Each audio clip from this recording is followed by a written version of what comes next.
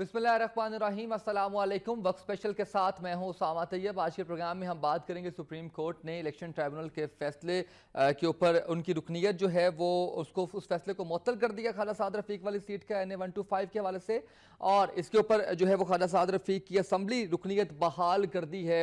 इस पर हम आज के प्रोग्राम में बात करेंगे। पाकिस्तान तहरीक इंसाफ का इस पर मौक़िफ़ लेंगे, पाकिस्तान मुस्लिम लीग नून का मौक़िफ़ लेंगे।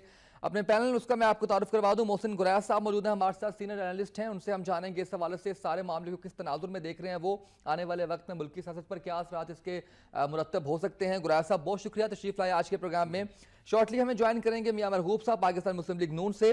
इस्लामाबाद स्टूडियो से हमें ज्वाइन किया है फयाजुल हसन चौहान साहब ने पाकिस्तान तहरीक इंसाफ से। चौहान साहब बहुत शुक्रिया, आपने वक्त दिया। गुरैश साहब मैं आपसे स्टार्ट लूंगा प्रोग्राम का। मुझे बताइएगा किस तनाजुर में देख रहे हैं आप जो आज सुप्रीम कोर्ट का फैसला आया। तनकीद की जा रही थी और मुख्तलिफ जो एनालिस्ट थे उनका यह कहना था कि सुप्रीम कोर्ट में जाने की बजाय इनको री इलेक्शन की तरफ जाना चाहिए। ख्वाजा साद रफीक साहब भी यही कहते हैं कि जी मैं तो चाहता था कि री इलेक्शन की तरफ जाएं, लेकिन पार्टी क़यादत का फैसला था तो हमने अदालत का दरवाजा खटखटाया। क्या कहेंगे?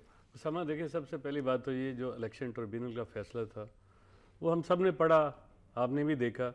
उसमें ख्वाजा साद रफीक के मतलब तो कोई रिमार्क्स नहीं दिए गए थे। ठीक है, जो एक PTI का मौक़िफ़ था कि आरोज़ का इलेक्शन है उसको ज़रूर तक़वियत मिलती थी, क्योंकि उस फैसले में जो इलेक्शन ट्रिब्यूनल के जज ने चीज़ें लिखी थी उससे लगता था कि आरोज़ से कोई गलतियाँ हुई हैं, जानबूझ के हुई हैं या रूटीन में हो गई हैं, या हमारे इलेक्शन प्रोसेस का ये प्रॉब्लम है, तो वो नज़र आ रहा था। अब देखें, अब उसको सुप्रीम कोर्ट ने सस्पेंड कर दिया। वो एक फ़ैसला था, अदालती फ़ैसला था, ये भी एक अदालती फ़ैसला है। अब इससे पहले आगे चलते हैं कि आपने बात की कि ख्वाजा साद रफीक, लोग यही तवक्को कर रहे थे कि ख्वाजा साद रफीक इलेक्शन में जाएंगे, लेकिन ख्वाजा साद रफीक को जो मैंने सुना था उस दिन, उन्होंने ये कहा था कि मुझे तो दोनों फ़ैसले मंजूर हैं, कि अगर पार्टी फ़ैसला करेगी कि मुझे अवाम के पास जाना है तो आई एम रेडी, अगर पार्टी फ़ैसला करेगी कि हमें सुप्रीम कोर्ट में जाना है तो मैं तब भी तैयार हूँ। अब देखिए, ख्वाजा साद रफीक एक सियासी कारकुन है, उसमें मेरे ख्याल में ये एबिलिटी ज़रूर मौजूद है कि अगर वो इलेक्शन में जाता है। और अब देखें, फेडरल गवर्नमेंट उनकी है और जिसकी हुकूमत होती है, यहाँ तो पंजाब हुकूमत भी उनकी है और वफाकी हुकूमत भी है, उसको एज होती है ज़िमनी इलेक्शन में। तो जहाँ तक ज़िमनी इलेक्शन अगर होता तो मैं बड़ा क्लियर कट कह सकता हूँ कि ख्वाजा साद रफीक ने ईजिली जीत जाना था। दूसरा, जो तहरीक इंसाफ का कैंडिडेट हैं जो हामिद खान साहब हैं, उनकी प्रेजेंस भी कोई इतनी ज़्यादा नहीं है और मैं समझता हूँ कि उनको उनकी कारकर्दगी के वोट नहीं मिले थे, वो तो इमरान खान साहब की शख्सियत के और PTI की मकबूलियत के मिले थे। सो अगर आप ये कहें कि अगर इलेक्शन होता तो इलेक्शन में तो ख्वाजा साद रफीक ने जीत जाना था, लेकिन वो कहते हैं ना कि जो जीता वही सिकंदर। उन्होंने मुनासिब फैसला किया, उन्होंने सुप्रीम कोर्ट में गए और सुप्रीम कोर्ट ने उनकी रुकनीत बहाल कर दी। लेकिन देखेंगे, अब मामला तो चलेगा, सुप्रीम कोर्ट फैसला करेगा कि उन्होंने इन द लॉन्ग रन यहाँ रहना है या नए इलेक्शन होने। बिल्कुल ठीक है। चौहान साहब से जानते हैं। अस्सलाम वालेकुम चौहान साहब, मुझे बताइएगा आप पे क्या तहफ्फुज़ात हैं आज सुप्रीम कोर्ट के फैसले को लेकर? बिस्मिल्लाहिर्रहमानिर्रहीम। उसामा साहब, सबसे पहली बात तो यह है कि आज ये चीज़ साबित हो गई कि इलेक्शन कमीशन के ज़रिए से या ROs के ज़रिए से या POs के ज़रिए से अगर कोई किसी किस्म की धांधली करके MNA MPA मुंतखब हो जाए तो वो बिल्कुल जायज़ है, एग्जैक्ट है, करेक्ट है, एग्जैक्ट है, ऑप्टिमल है और अप्रोप्रिएट है। दूसरा, आज मेरा जी चाहता है कि हमारे मुल्क के अदालती निज़ाम को 21 तोपों की सलामी भी पेश करूँ कि हमारा PP 97 के अंदर गुजरांवाला में आज से 5 महीने पहले डिसीजन हुआ था इलेक्शन ट्रिब्यूनल का। 5 महीने तक सुप्रीम कोर्ट में उसको डेट नहीं मिली और आज जाके सुप्रीम कोर्ट में कहीं डेट मिली और उसमें 34 जो है वो आपके पोलिंग स्टेशनों पे री इलेक्शन अनाउंस हुआ है और इलेक्शन का लदम करार हुआ है। और साद रफीक साहब पहले दिन ही गए और पहले दिन ही जनाब उनको जो है वो स्टे ऑर्डर कह लें या मुअत्तली कह दें, उनको दे दी गई है। इस पे भी इतना ज्यादा खुशी मनाने वाली बात नहीं है। उनको उनकी जो है वो स्टे ऑर्डर टाइप जो है उनको दिया गया है। अभी तो इस पे पूरी जरा होगी, इन्वेस्टिगेशन होगी, दोनों तरफ से जो है वो केस चलेगा, जो भी सुप्रीम कोर्ट हेयरिंग करेगी उसके बाद फिर सारा फैसला आएगा। लेकिन एक चीज तय है कि आपकी धांधली जो है वो साबित हो चुकी है NA 125 के अंदर भी, और अभी NA 122 में भी आपका जो इलेक्शन ट्रिब्यूनल ने बुला लिया है 15 या 16 तारीख को, तो उसमें भी जो चीजें सामने आई हैं वो बेजाब्तगी उसका नाम दें, धांधली उसका नाम दें, इलीगैलिटी उसका नाम दें, जो मर्जी नाम दें, यह चीज साबित है कि दाल में कुछ नहीं, सारे का सारा काला है। 11 मई 2013 की जो इलेक्शन की दाल है वो सारी की सारी काली है।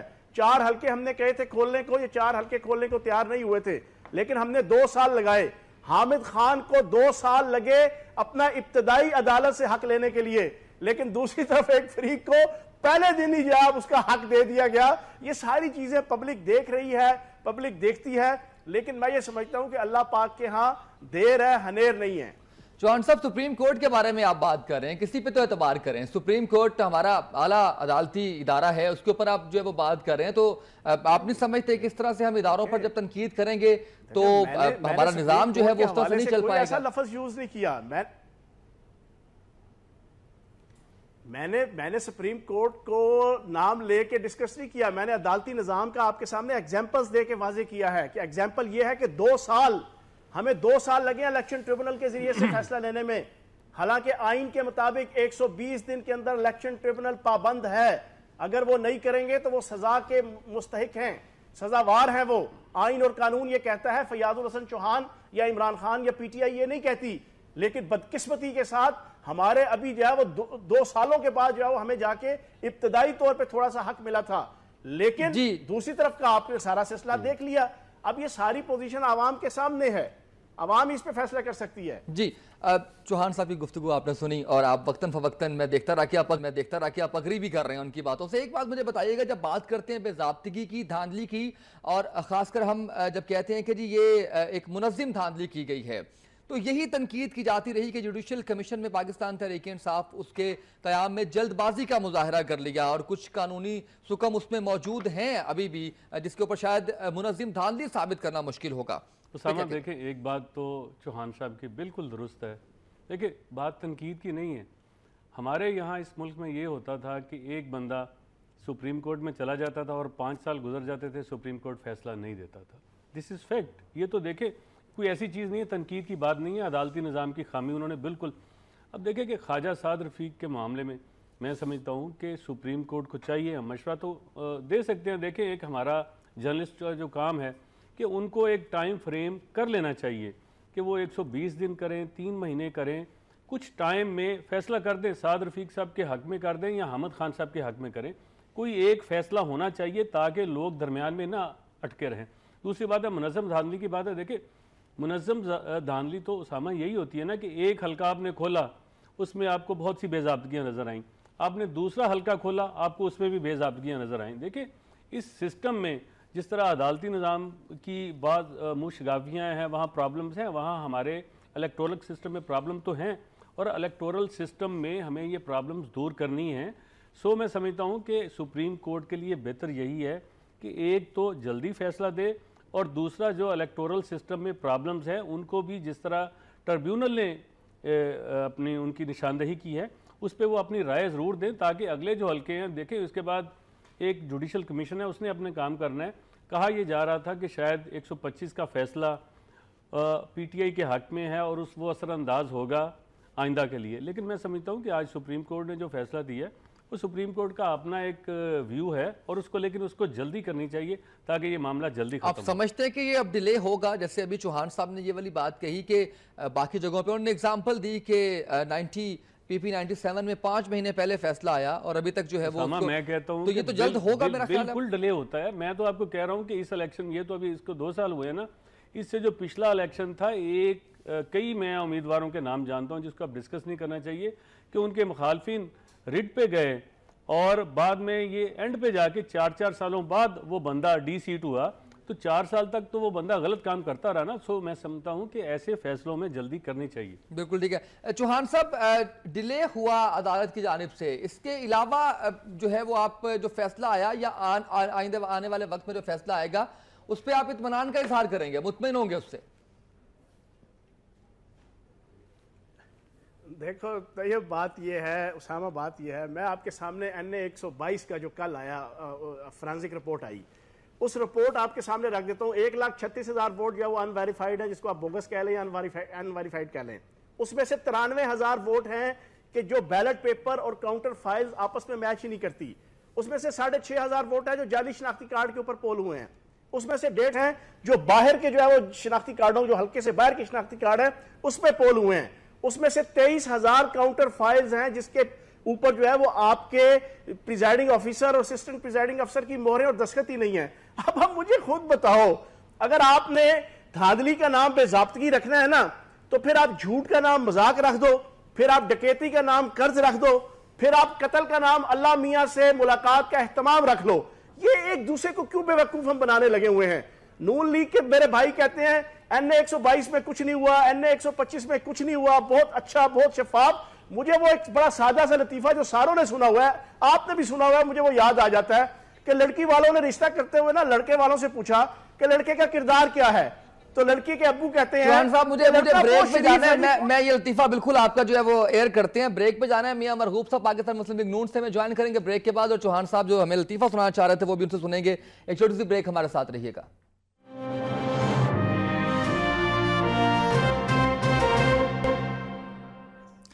वेलकम बैक नाज़रीन।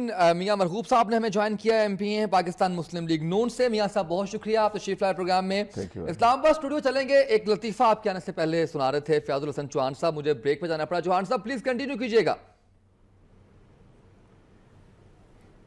सर, वो जिस तरह हमारे नून लीग की क़यादत और नून लीग के साथी कहते हैं ना कि ये NA 122 NA 125 के हवाले से कोई धांधली नहीं हुई, बड़ा शरीफाना फैसला है, बड़ा शरीफाना इलेक्शन हुआ है, वो बिल्कुल वही पंजाबी का वो मुहावरा जना वो लतीफ़ा है कि एक दफ़ा लड़की वालों ने ना लड़के वालों से पूछा रिश्ते के हवाले से कि लड़के का किरदार क्या है।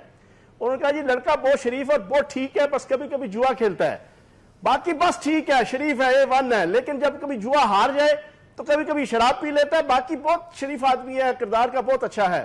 जब शराब पी लेता है तो कभी कभी गुलगुपाड़ा कर लेता है, बाकी है बहुत शरीफ, उसके किरदार पे कोई किसी किस्म के जना दाग नहीं है।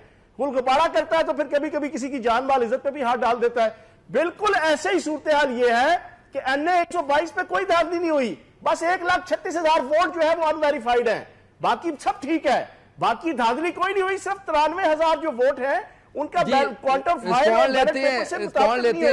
बाकी सब ठीक है। इलेक्शन सिर्फ 6,500 वोट जाली है, जाली शनाख्ती कार्डों पे, बाकी इलेक्शन बिल्कुल सीधा साधा और धांधली से पाक है। और बाकी आपके 23,000 काउंटर फाइलों पे आपके प्रिजाइडिंग अफसरों के और असिस्टेंट प्रिजाइडिंग अफसरों के ना साइन है ना मोहरे हैं, बाकी इलेक्शन बिल्कुल ठीक है, कोई धांधली नहीं हुई, साफ सुथरा इलेक्शन हुआ है।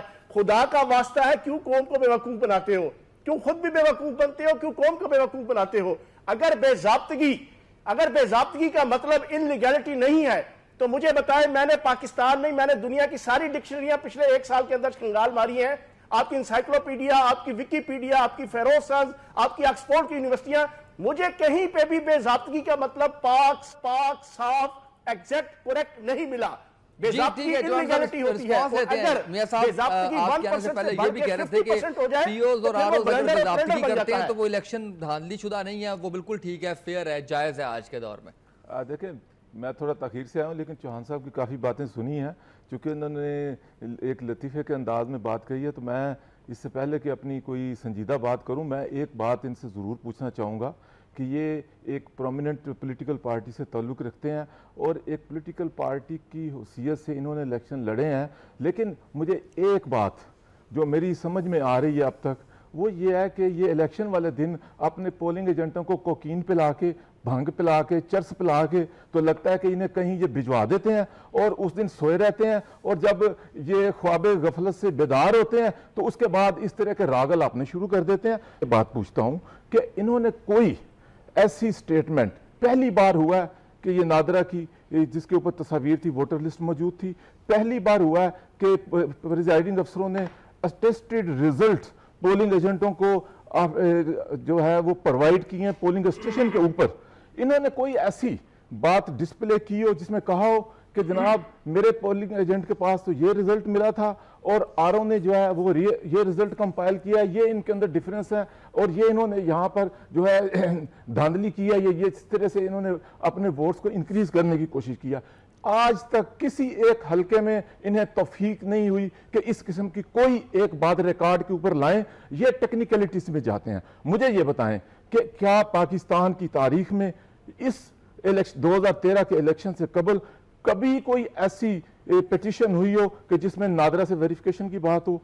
कभी पाकिस्तान की तारीख में 2013 के इलेक्शन से कबल इलेक्शन ट्रिब्यूनल ने इतने स्पीडी ट्रायल किए हो कि आपकी 90% पिटीशन जो है वो डिस्पोज ऑफ हो गई हो? वो तो उन्होंने अभी एग्जांपल भी दी है PP 97 की, 5 महीने पहले फैसला आया और उसके ऊपर जो है वो कोई रिस्पांस नहीं, उसके बाद और ख्वाजा साद रफीक पहले दिन जाते हैं तो उसके ऊपर वो आ जाता है। ये चीजें जो है ना जमहूरियत के अंदर हो रही हैं। जो बात की मैंने बता रहा हूँ कि आपके आने से पहले वो ये बात कर चुके हैं, ये बातें हैं कि स्पीडी ट्रायल जो आप कह रहे हैं, स्पीडी ट्रायल देखें गो, मैं समझता हूँ अभी बड़ी गुंजाइश है। हम ये नहीं कहते कि ये हर चीज मुकम्मल हो चुकी है, अभी तो पाकिस्तान के अंदर ये आप इर्तिकाई मराहल से गुजर रहे हैं और अभी इसके अंदर ये पार्लियामेंट के अंदर बैठते, ये इस्तीफों के ड्रामे ना करते। और मैं समझता हूँ अगर स्पीडी ट्रायल हो रहे हैं या अदालती फैसले आ रहे हैं तो इसमें आपकी कंट्रीब्यूशन क्या है? पाकिस्तान मुस्लिम लीग नून की क्या कंट्रीब्यूशन है? इसमें मुस्लिम लीग नून आज आपने एक ऐसा एटमॉस्फेयर क्रिएट किया है। आज ये ट्रिब्यूनल जो है पहले कभी इन्होंने काम नहीं किया ना। आज देखें ये एक वो स्ट्रगल है जो हमने इस मुल्क के अंदर कानून तो पाकिस्तान तहरीक इंसाफ कह रही है कि हमारी स्ट्रगल है। नहीं, पाकिस्तान से मैं तहरीक इंसाफ की स्ट्रगल तो इनकी वो दरनियों वाली स्ट्रगल है जो इन्होंने कंटेनर के ऊपर लोगों के ऊपर इल्जाम किया। तो फिर इलेक्शन ट्राइब्यूनल की जो खराबियां हैं, जो होनी चाहिए वो भी रिस्पांसिबिलिटी बनती है। देखें बात ये है कि मियां साहब और चौहान साहब दोनों सियासी वर्कर हैं, अपनी अपनी जमातों को रिप्रेजेंट कर रहे हैं, लेकिन एक बात है मैं समझता हूँ कि तहरीक इंसाफ ने जिस किस्म के धरने दिए थे, देखिए वो जमहूरियत का हिस्सा हैं और मैं ये बजा तौर पे समझता हूँ कि अगर वो धरने ना होते तो शायद ये इलेक्शन के फैसले, इलेक्शन ट्रिब्यूनल इतनी जल्दी ना करते या कमीशन ना बनता या बाकी मामलात पर कुछ तेज़ी ना आती। देखें आप मियाँ साहब की बात अपनी जगह पे, लेकिन जब धरने थे तो पेट्रोल की कीमतें धड़ाधड़ नीचे आ रही थी, धड़ाधड़ लोग परेशान थे कि यार इतनी कीमतें, हालांकि वो एक अलग बात थी कि आलमी मंडी में भी कीमतें कम हो रही थी, लेकिन पहले भी होती रही। लेकिन उसके बावजूद अब जब से ये धरने खत्म हुए हैं तो पेट्रोल की कीमतें आपको पता है कि बरकरार हैं या ऊपर 2-3 रुपए ऊपर ही हैं, थोड़ी बहुत ऊपर जा रही है। तो मैं समझता हूँ कि ये एक जमहूरियत का खासा हुस्न है और अवाम की खिदमत के लिए देखें दोनों पार्टियां जो कर रही हैं अपने अपने तौर पर वो ठीक कर रही हैं। अगर अपोजिशन अपना किरदार अदा नहीं करेगी, अपना चेक नहीं रखेगी, तो फिर आपको पता है कि हुक्मरानों की मनमानियां तो खत्म नहीं होती। और हमारे के प्रोग्राम में यही कह रहे थे ख्वाजा साद रफीक साहब कि पाकिस्तान तहरीक इंसाफ दूसरी बड़ी पार्टी है नेशनल सतह पे, वो ऑपोजिशन सही तौर पे नहीं निभा रही।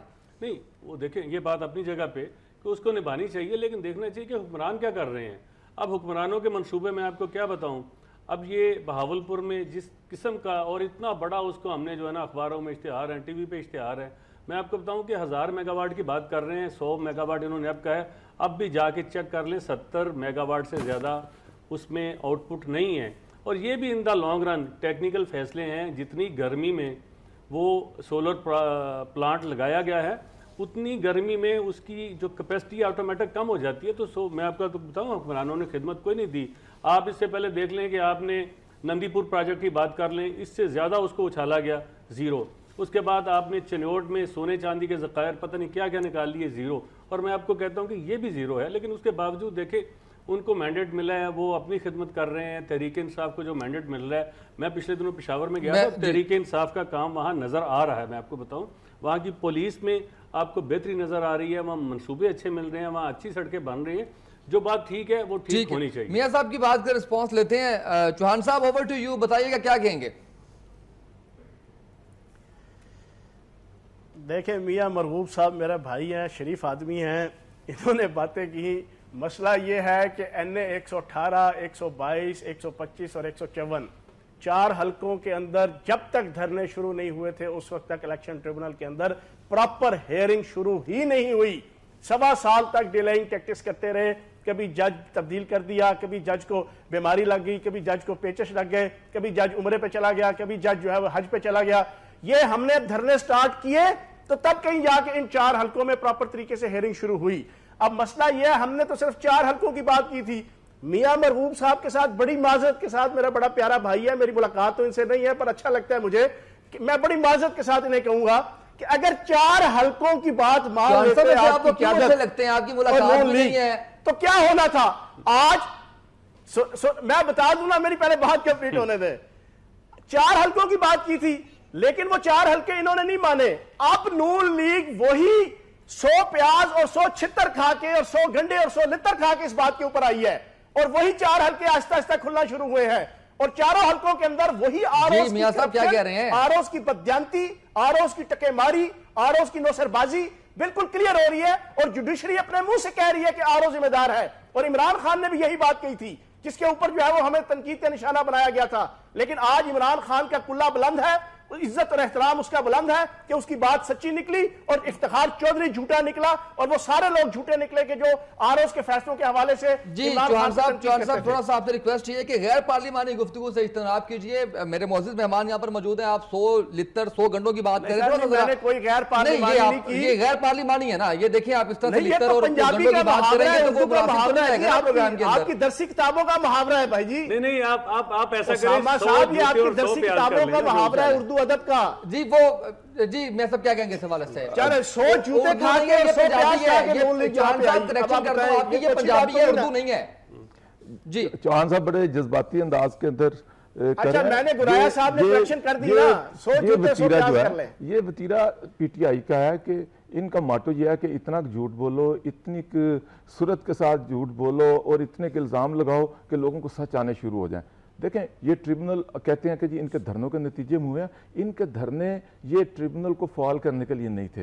ये अदलिया पे अदम एतमाद करते थे, इलेक्शन कमीशन पे, तमाम अदारों पे अदम एतमाद करते थे। देखें, आज वही अदारा है नादरा जो रिपोर्ट्स दे रहा है, और देखें ईमानदारी के साथ रिपोर्ट्स आ रही हैं। आज अगर गवर्नमेंट का इन्फ्लुएंस हो तो क्या नादरा इस किस्म की रिपोर्ट्स प्रोवाइड कर सकता था? तो ये चीज़ें जो है ना, इनकी खाम ख्याली है। ये धरने के लिए गए थे, इस मुल्क के अंदर साजिश की थी इन्होंने। वो साजिश थी जो शॉर्टकट के अंदर ये ख्वाब में अपने आप को प्राइम मिनिस्टर देखते थे और चाहते थे कि किसी तरह हमें ये प्राइम मिनिस्टरशिप मिल जाए, और उसके लिए ये वो साजिश थी जिसके लिए ये इस्तेमाल हुआ। देखें, बदनाम ज़माना वो मौलवी साहब जो हैं पैट के, उनके साथ ये मिले जिनकी कोई पॉलिटिकल स्टेक नहीं है, तो आज ये बात करते हैं कि हम जमहूरी तौर पे हमने खिदमत की है, हमने इदारों को पॉलिटिकल अगर नहीं है तो आप उन्हीं के मॉडल टाउन में गए और वहां पे उन्हीं के डर से पाकिस्तान आ रहे थे, आपने वहां पे जो 16 लोगों को शहीद भी किया और आपको जिक्र लेकर आ गए हैं। ये भी उसका भी जवाब दीजिए। जुडिशियल कमीशन भी देखें, इन्होंने अपने तमाम पापड़ पेल लिए, इन्होंने धरने देख लिए, धरने नहीं धरनियां, जिस तरह से ये खिफत का सामना था, हमने तो इन्हें एक ऐसा रास्ता दिया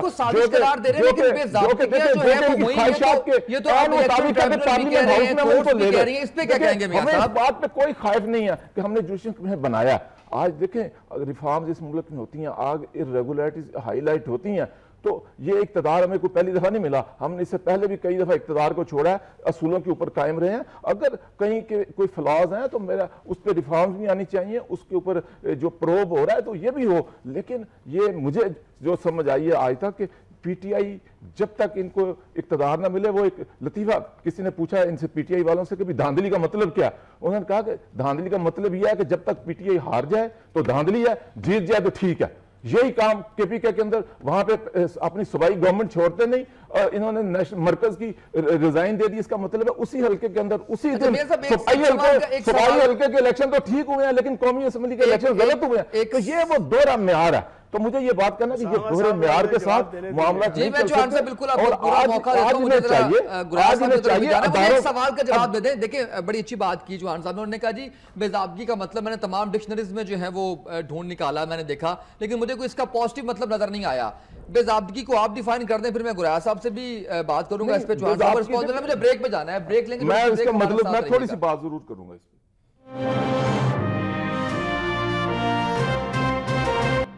वेलकम बैक नाज़रीन। मियां साहब, ब्रेक पे जाने से पहले मैं आपसे जानना ये चाह रहा था कि बेज़ाब्तगी को आप डिफाइन कर दीजिए। देखिए, बेज़ाब्तगी ये है कि मैं इलेक्शन लड़ रहा हूँ, लोग वोट डाल रहे हैं, और जो रेफरी है जो वहाँ पे वोट पोल करवा रहा है, जिसका रोल है, अगर उसकी इतनी अवेयरनेस नहीं है कि वो अपनी काउंटर फाइल के ऊपर दस्तखत या अपना अंगूठा नहीं लगाता या मोहर नहीं लगाता, तो ये चीज़ें या इस किस्म की कोई और इर्रेगुलरिटीज़ हैं जिसकी उसको नहीं पता है, तो उसमें मुझे ये बताएं अवाम का कसूर क्या है या एक कैंडिडेट का कसूर क्या है? ठीक है, ये वो सूरत हाल है। गुराया साहब पूछता हूं, गुराया साहब ये सूरत का मौक़िफ़ ये रहा है, ये सूरत हाल इसलिए पैदा हुई कि इस मुल्क के अंदर माजी में डिक्टेटर्स ने इलेक्शन करवाए और सारा दिन वोट पोल होते थे, रात को उनकी अपनी मर्जी का नतीजा निकलते थे। ये बात करते हैं कि हम पहले दफा हुकूमत में आ रहे तो अपनी हुकूमतों में आप इलेक्ट्रॉनिक रिफॉर्म्स की तरफ आ जाते हैं। आपके पास ये बताएं 2008 के इलेक्शन, 2002 के इलेक्शन क्या हुए जो है वो पाकिस्तान तहरीक-ए-इंसाफ का मौक़िफ़ ये है, और लिए गए। इस पे मौक़िफ़ ये आता है कि जी इसके साथ, और ये बिल्कुल ठीक मैं एग्री करता हूं कि बेनिफिट सिर्फ जो है वो पाकिस्तान मुस्लिम लीग नून को क्यों मिलता है इस बेज़ाब्तगी का? देखिए, मैं समझता हूँ कि शायद इलेक्शन लड़ना मुस्लिम लीग नून को आता है।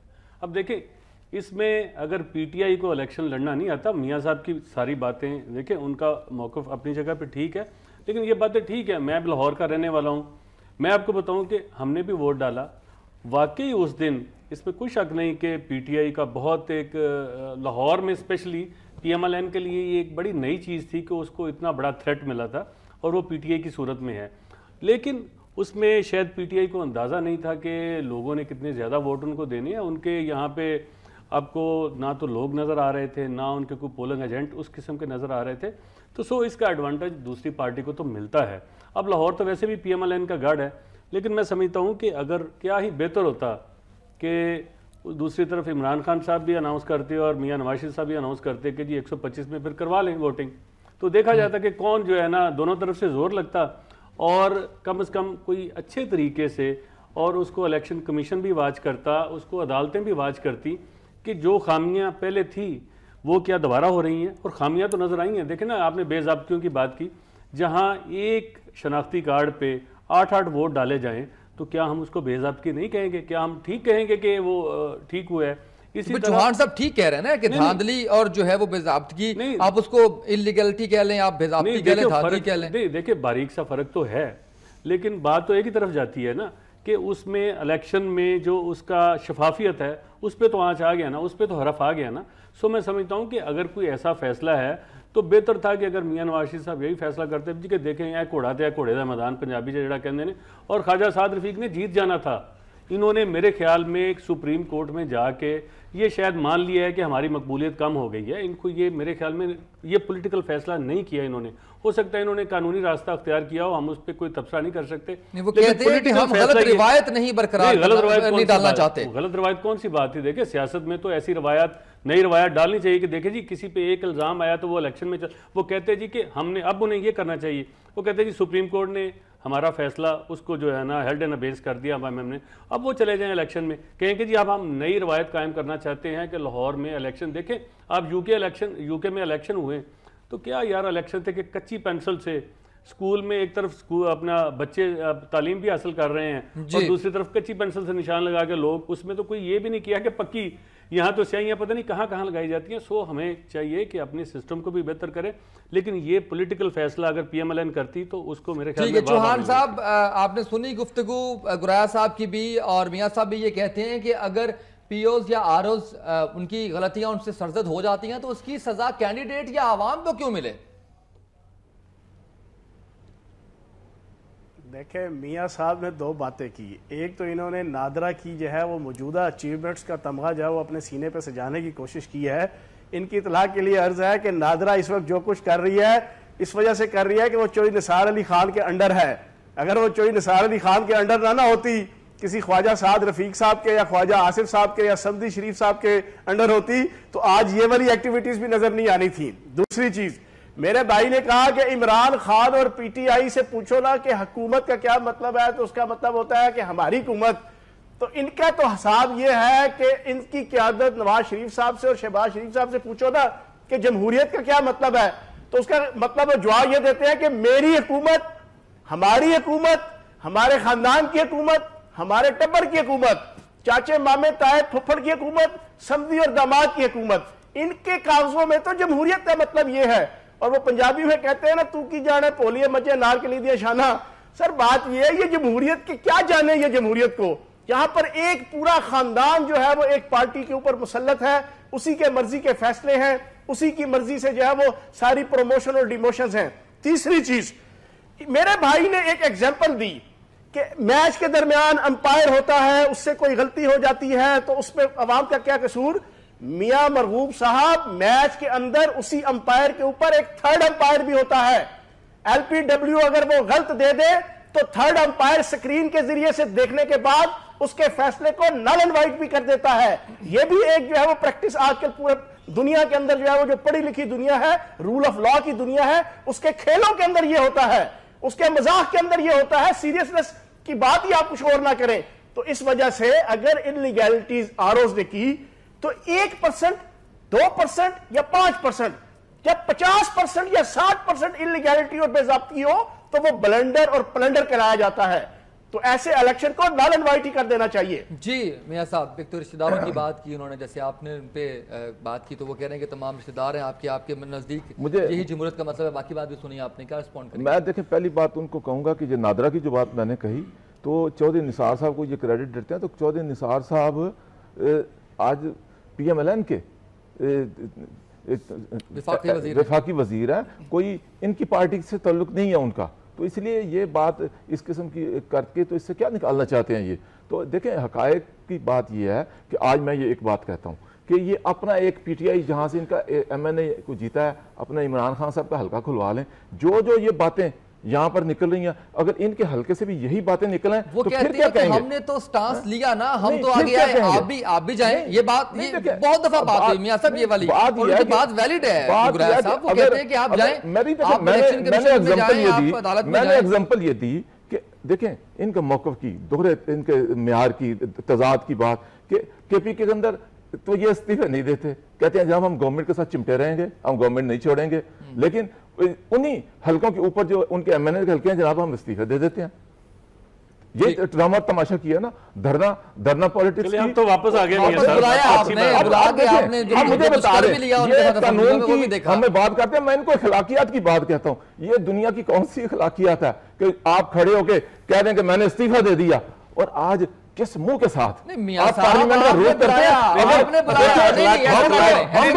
अखलाकियात ये थी कि इसहाक डार साहब ने उनके साथ मुज़ाकरात किए और उनको आमादा किया और उनको लेके आए, और ख्वाजा साहब ने जो किया ये जमहूरियत के लिए जमहूरियत में इक़्तिदार और अपोजिशन गाड़ी के दो पहिए हैं, हमने तो उसको कायम रखना है, हमने तो इनको मोटिवेट किया कि आप आ जाएं। लेकिन मैं ये बात करता हूं, मैं कहता हूं कि ये कौन सी अखलाकियात है कि आप रिजाइन कर दें, आप लिख के दे दें, अभी तो ये हमारा टॉपिक नहीं है ना, हमारा मौजूद ये नहीं है, हम इसको क्यों डिस्कस कर रहे हैं? मैं इसलिए बात कहता हूं, मैंने इसलिए ये बात कही, आज जुडिशियल कमीशन में ना अगर इसी तरह का कोई दूसरी साइड से भी हल्का खुलवा लें, ये जो कुछ आज निकल रहा है इसमें ये बताएं कैंडिडेट ने क्या किया, ये किसी जगह पे बताएं कि कैंडिडेट ने क्या किया, या एक आम शहरी की हैसियत से एक PMLN के कारकुनों ने कौन सी इसके अंदर बेजाबती और धांधली किया। ये चीजें तो किसी फैसले में हाईलाइट नहीं हुई। बेनिफिट्स आपको क्यों मिलते हैं? नहीं, बेनिफिट्स देखें, मैंने वो कहा कि आप इर्तिकाई मरहल से पाकिस्तान की सियासत गुजर रही है, इसकी मुल्क के अंदर डिक्टेटरों का राज रहा है, इस मुल्क के अंदर जो इलेक्शन होते रहे हैं अमल में हमेशा से ये इत्तेफाक क्यों रहा है कि पाकिस्तान मुस्लिम लीग नून को जो है वो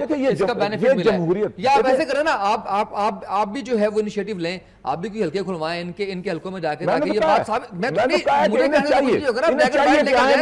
हमारा भी खोल लें, लेकिन ये इतनी जरूरत का मुजाहरा नहीं करेंगे।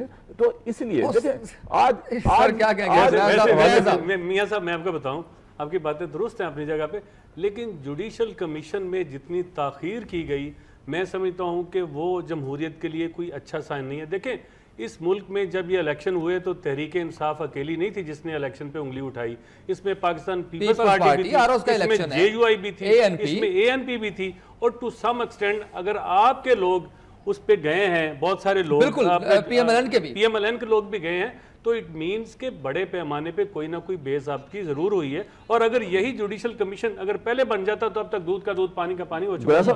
मैं अर्ज करूं, देखें हकायक ये है कि जुडिशियल कमीशन के लिए हमने ऑफर कर दी थी सर, लाहौर से चलने से पहले, उसके बाद मुज़ाकरात किए, मुज़ाकरात खुद इन्होंने बंद किए। इन्होंने ये धरने में जा रहे थे ना, नहीं बात सुने, धरने में जब जा रहे थे ना तो इनका मकसद जुडिशियल कमीशन नहीं था, इनका मतलब धांधली को प्रोब करना नहीं था। ये जिन कुत्तों के साथ मिलके इस सिस्टम को डिरेल कर रहे थे और समझ रहे थे चूड़ा जो है इनके गले में प्राइम मिनिस्टरशिप का आ जाएगा, तो इसमें तनाज़ुर में आप देखें ये सूरत हाल नहीं थी। उसामा साहब, बात यह है कि NA 122, 125 और आज PP 97 के रिजल्ट के बाद जो इलेक्शन ट्रिब्यूनल के आए हैं कि धांधली हुई है, और उसके अलावा 20-22 हल्कों की जो रिकाउंटिंग और थंब वेरिफिकेशन हुई है, उस तमाम में धांधली का होने के बावजूद जो मेरे नून लीग के भाई शुक्रन की लुड़ियां डाल रहे हैं ना कि हमारे ऊपर इल्जाम नहीं आया, हमारे ऊपर इल्जाम नहीं आया, वो बिल्कुल वैसे ही है कि एक बंदा जो है वो छत से गिर के मर गया, उसके मोहल्ले में से एक आंटी आई, उसने बेवा से पूछा कि बहन आपका मियां कैसे मरा? उसने कहा वो छत पे खड़ा था, टांग फिसली, नीचे गिरा, वो मर गया। तो वो आंटी बोली शुक्र करो बहन कि कोई टांग शांग नहीं टूटी। और खुदा के बंदो तुम्हें डिसीट कर दिया, री इलेक्शन अनाउंस हो गए, धांधली का लिख दिया इलेक्शन ट्रिब्यूनल ने। आप कहते हैं शुक्र है जवाब ही देता हूं, मेरी सुन लें, शुक्र है हम चौहान साहब सुनिए, चौहान साहब सुनिए, आपकी पार्टी की मैं बात करता हूं, मुझे एग्जांपल देनी पड़ती है, इस तरह की बातें ना करें। मैं जिस हल्के से इलेक्शन लड़के आया हूं, मैं जिस हल्के से इलेक्शन लड़के आया हूं, बाय इलेक्शन में, मैं ज़िमनी इलेक्शन में आया हूं इस दफा। ज़िमनी इलेक्शन के दौरान, ये पहला ज़िमनी इलेक्शन जो हुआ जनरल इलेक्शन के बाद, इसके ऊपर आप सबको पता है, आपने भी मॉनिटर किया होगा कि फौज थी, रेंजर थी, और एक एक पोलिंग स्टेशन के अंदर 20 जवान थे, एक एक बैलेट पेपर पर 2-2 पुलिस फौजी जवान खड़े थे। पूरा दिन कोई एक कंप्लेंट नहीं थी, चिड़िया ने पर नहीं मारी। लेकिन जब रात को रिजल्ट आया तो फिर इसके बाद इन्होंने आहो पकार शुरू कर दी कि जनाब शायद धांधली हो गई। इन्होंने पंजाब असेंबली के बाहर महमूद रशीद ने कैंप लगाया। बात ये है, उसके बाद इन्होंने देखे, मेरे वकील ने इलेक्शन कमीशन में वॉलंटियरली, बात तो पूरी मुकम्मल कर ले, मेरे वकील ने वॉलंटियरली कहा इलेक्शन कमीशन रिकाउंटिंग के लिए तैयार है। इन्होंने 10 पोलिंग स्टेशन के हमने पूरा इलेक्शन रिकाउंटिंग करा दिया, लेकिन उसके बाद भी इनकी तसल्ली नहीं हुई। इसलिए तसल्ली नहीं हुई कि इनको उससे नताइज नहीं मिले, ये बेनिफिशियर नहीं हुए। इसके बाद ये फिर ट्रिब्यूनल में चले गए। ये वो दो रवैये हैं इनके कि ये डटाई के साथ झूठ बोलते हैं, ये डटाई के साथ अपनी जिद के ऊपर कायम रहने की और सिस्टम को बंद करने डालने की बात करते हैं। उसामा मेरे भाई ने ज़िमनी इलेक्शन की जो है वो मिसाल दी है। इनकी इत्तला के लिए अर्ज है, सन 2002 से लेकर 2008 तक काफ लीग जैसी बदनामे जमाना पार्टी ने भी अपने दौरे इक़्तिदार में 24 ज़िमनी इलेक्शन जीते थे। 24 ज़िमनी इलेक्शन तो होता ही हुकूमतों का है, जब पटवार, तहसील, वासा, पुलिस, इंतजामिया सारे आपके अंडर होते हैं, तो आप ज़िमनी इलेक्शनों की एग्जांपल मत दें, ना ही आप इन बल्दियाती कंटोनमेंट बोर्ड के इलेक्शनों की दें कि जिसमें सारे वसाइल आपके हाथ में होते हैं।